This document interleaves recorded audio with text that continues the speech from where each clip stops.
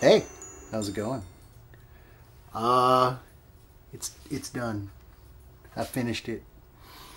Yeah. So let's we can take a closer look if you like.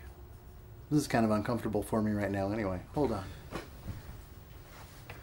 So here's the base I've been working on, and as you can see, it has various cracks and such in it. I gotta say, I am super pleased with how the ground cover came out, the static grass, and then the tufts. They blended together amazingly well. So what I ended up with was sort of various levels of the same grass.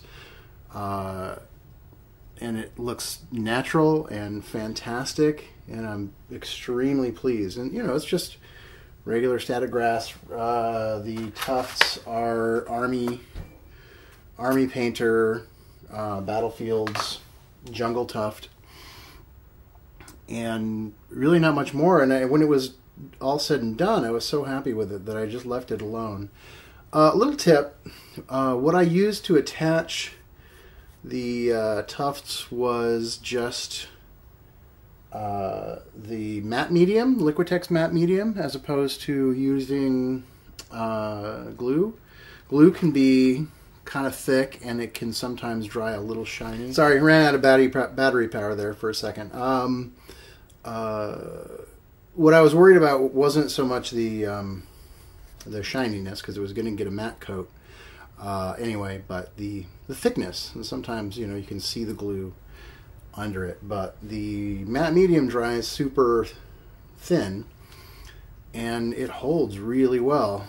This is all on there permanent lac, so that was kind of a nice experiment gone right, and I am so pleased. I really couldn't be more pleased with this project. I want one now. Here, let's take a look at the final photos that I did, so you can kind of see better image of this. So today, what I did, because last night actually, after I finished doing video, I worked on the base, obviously, did all that and got that all finished. And then after it dried, I went and matte coated the whole thing. And then this morning when I came in, it was all touch-up. The matte coat had left some little, you know, presence on it, mostly in the form of just tiny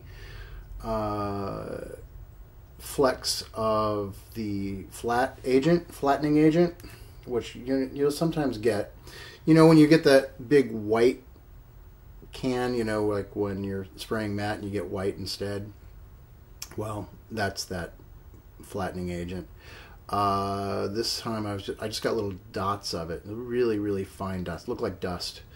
And so I went in and picked those all off, and the ones that wouldn't easily be picked off, then I touched up with a brush and paint. And then I did the chains. And as I mentioned before in one of the other videos, I didn't want the chains to be too bright. There's a lot of brown in the chains, and if you look at like iron chains, they're never shiny metal. They're just not. At best, they're almost a kind of a gray. Now these chains are already shinier than those chains would be, but that was really sort of what I was keeping in mind when I did the final paint. Was, you know, don't go too bright. Don't highlight with mithril silver. Highlight with lead belcher. You know, that was really my thinking there. So yeah, and in the end, just crazy happy with this thing. I could not be more happy. It's been a long project. It's been a fun project, and I think the results well, if I do say so myself, the results are amazingly good. So that's going to wrap it up for this project. And so the next thing on my plate is going to be the oh, hold on, let me grab it, I'll show you.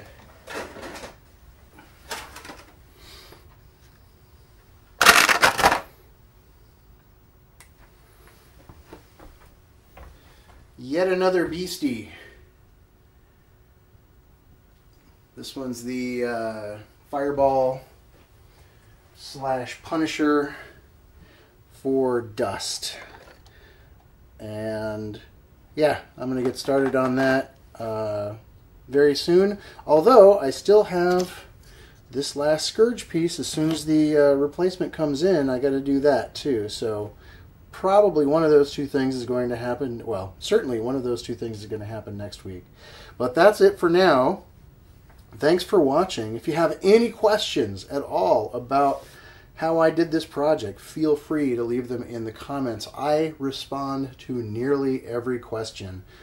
I should say I actually do respond to every question. I don't necessarily respond to every comment. But if you have any questions, feel free to ask. I would be happy to answer them. That's it. I will talk to you all later. Thank you for watching.